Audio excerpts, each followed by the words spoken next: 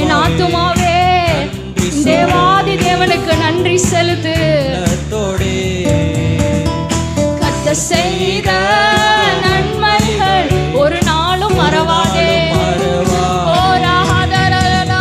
கர்த்தர் செய்த நன்மைகளை ஒரு நாளும் மறவா. நம்முடைய குற்ற